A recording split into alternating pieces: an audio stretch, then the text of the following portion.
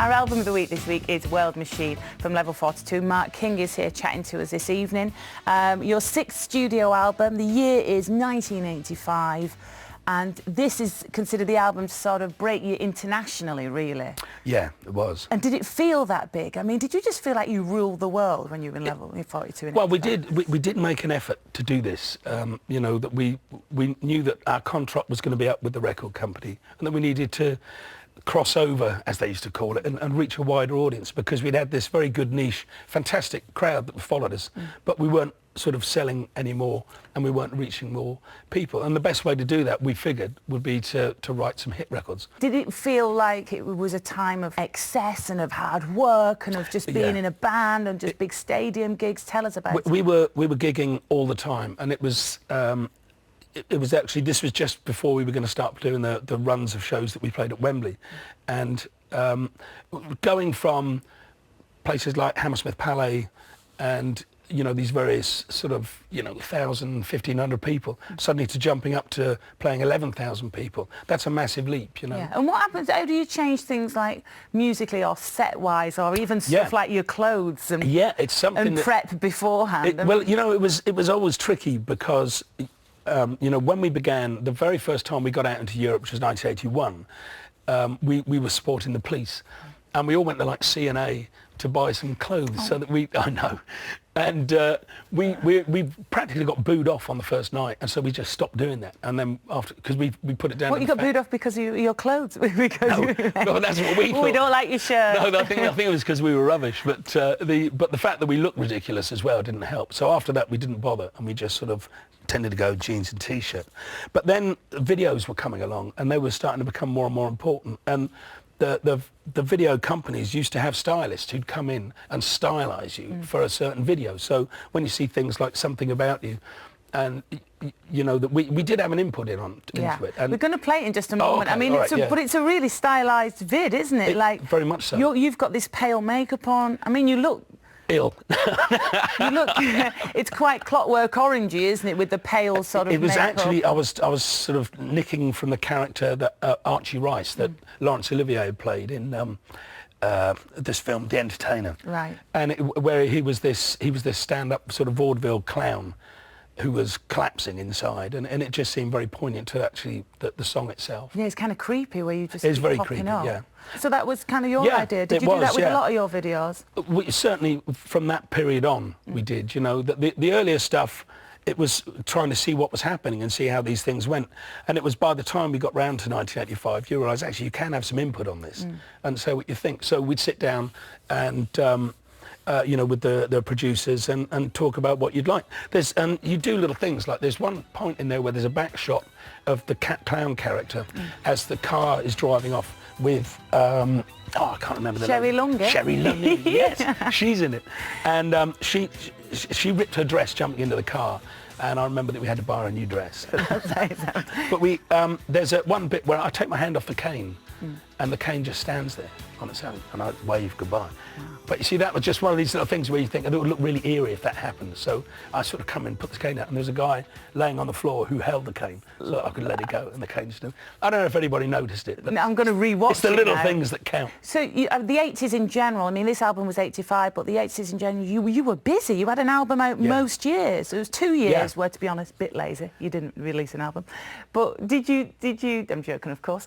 Did you tour with each album as well? You're a big live band, That was aren't the you? cycles, Sarah, and it really was. You'd tour and you'd be out for 9 months, and then you'd have 3 months to come up with the next record.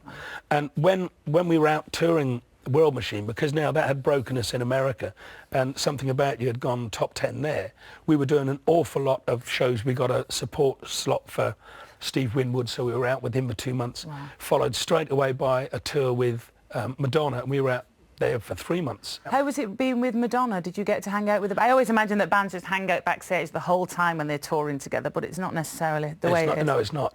It's not that way at all. You know, she was sort of quite gracious, and she welcomed us onto the tour when we first there, and she said goodbye at the end of the tour. Just popped in at both ends. Exactly, both ends. But halfway through, she came to a party. We threw a party for her crew, and she came along to that, which was good fun. And she was having a dance around. She only to her own records, though. That was quite interesting. Oh, really? And it sounds like musical statues. The minute it's not a Madonna track, she's like... She's off. And so had any of your kids arrived by this point? Certainly, yeah. Because you've got 4, haven't you? I have, yeah. My first child, Florrie, she was born 1982. So how was that? Because you've got the buzz of performing, you know, you've got Yeah. Tina Turner, you've got Madonna popping in, you know, huge buzz and adrenaline from performing and just being this big star. And you've got to be a dad to a young baby and a husband. Yeah, and in 85, my son came along too. So this very year that we were out doing all this work, Yeah. you know, and so you miss things like, you know, you miss the first steps. And Did they ever come over and... No, because that to me wasn't... you know, how I would try and get through things was like, this is the gig. I'm at work, and I'm not having fun here, and it's hard enough getting on with this, let alone, you know. I like that. I'm not having fun here. There's your missus breastfeeding, getting no sleep. Like, yeah, neither am I. Well, I'd breastfeed if I could. It's just not something I'm good at, you know. So it's better if I play bass and she does Yes. the breastfeed. But I remember my son when he was about 5, and he came and saw a gig. Yeah. And afterwards I said, did you enjoy the show? And he said, I really like that man with the lights. Wow. Do you remember making that like it's just like yesterday? No, it feels like it's about 30 years ago.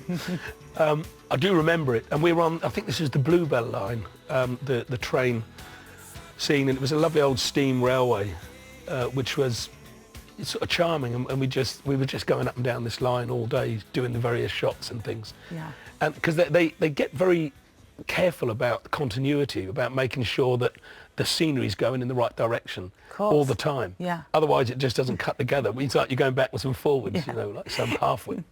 I'd written down a question. I've got to be honest with you, Mark. I'd written down a question going, you know, you level 42, which this is true. Men and women could like your band. Do you know what I mean? You weren't this sort of chiselled pop god who was intimidatingly handsome. And I was. You were like, just forgot. I was like, you were like sort of more the lad next door. You know what I mean? So, I think that's probably. but looking at that video, I mean, I had challenging feelings. You're incredibly handsome in that video. You must look back at that and be like, you know. Well, it's fleeting, Sarah. You see, this is what my advice to you is: make most of it while you're looking fantastic, because it will pass. You know? Did you have you know, screaming girls? Did anybody? I mean, the big.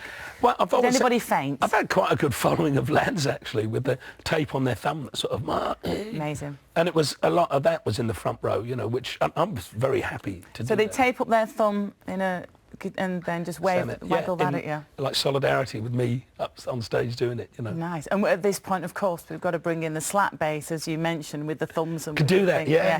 Let's have a look at it. Tell us about this beauty here. So for people who are going to have to catch up on the red button because it can't get to a telly now, if you just listen to the radio, this is sort of it's navy blue sequins down the main body of it there. What's it called? This bit? Sequins. Well, yeah, it's just the body. Yeah. These are crystals, you know, Swarovski crystals. Oof. There's 1,680.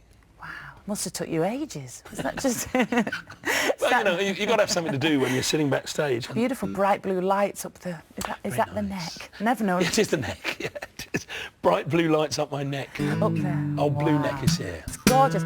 And do some instruments behave better than others? Like where you just get a certain sound and it just like, you're like, oh, you beauty sometimes when it's going well. And you know, when you pick it up, you know, you only play an instrument that you really like to play. And there are some instruments don't work for me. And do you know when you pick it up, you're like, you know, I've got like some jazz basses and things, and you know, in the history of funk bass, the Fender Jazz bass is like the iconic bass. Larry Graham, who was playing with Sly and the Family Stone, who kind of started, he was the grandfather of slap bass. Yes. He played one, and Marcus Miller plays one. And what, are they not for you? But they just don't work for me. It doesn't sound right, you know.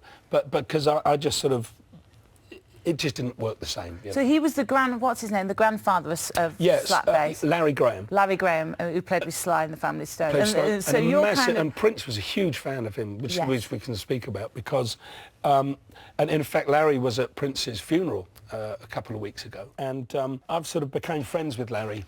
And Larry very kindly invites me to join him when he's touring with his own band, the Graham Central Station. And a couple of years back, we played at the Ahoy in Rotterdam at the North Sea Jazz Festival. And Larry had invited me over, which was great, to do it. But Prince diverted his private jet and flew in and just came up on stage and started jamming, followed by Carlos Santana. And it was just this... And were you on stage? Yes, and I'm there. And so I'm stood there looking around thinking, you know, WTF. Serious moment going on there, you know. And, you were thinking, well, that's fabulous. That's exactly what I was thinking. And so did you do a cartoon style, what the? Like double take that print, and then did you forget your way, or you were just... No, there's like, I mean, it's a big audience. There's like 8,000 people, I think, at North Sea Jazz Festival. Did go wild. Bananas, yeah. And it was and amazing. Were you like, thanks, yeah, no, it's because Prince has just gone, yeah, I know, yeah, that's right, who, me? You know, like... So he influenced you then, Larry, and he was the one who sort of came up with the slap bass thing. But over here in the UK, you know, you say Mark King, they say a few things, but they also say slap bass, don't they? They say that you're just legendary at it, and so, you know. Well, that's very kind. Your dad bought your first drum kit. Were you like... It was for a tenor, wasn't it? Were you like 9 years old? Yes. Oh, well done. Yeah. You're drumming. And drumming. So the you know, the approach that I play, because there's sort of traditional, you know, bass playing.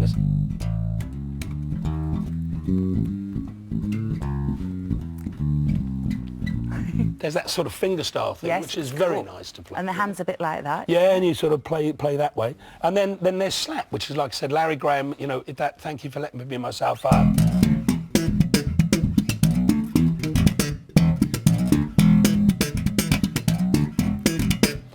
That was his way of doing it. Yes. And it's great because it's so funky, and it's just... But my sort of way of doing it is sort of, it's almost like playing congas. So you do, I hammer on with my...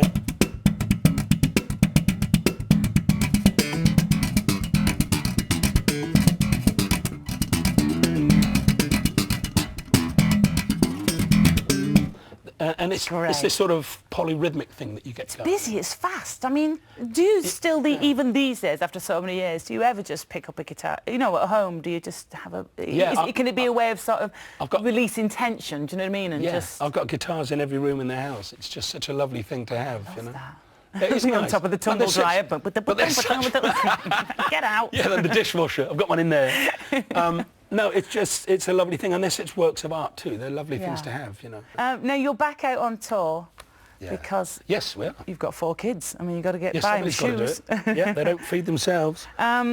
You're going out in October. There's a busy one, isn't it? Is it 20 dates? We've got 20 dates in the UK, finishing in London at the Evan-Tim Apollo. And then we did work out that on some of your days off you can take in the sites of Salford, Gateshead and Margate. Yeah, that's it. Did you plan that? No, but I will now. You know, I'm always on days off. I tend to just sort of crash out in bed and just sit there, you know, watching you on telly. I imagine, yes. Or watching this again and again on the iPlayer, which people we can do that now, can't we? And so you obviously love touring. You love playing live. I do. You last did it a couple of years ago, only 2014. Yeah, didn't it? We've been out. It's hugely popular. We keep going all the time, Sarah, because it's what the band is really good at doing, I have to say.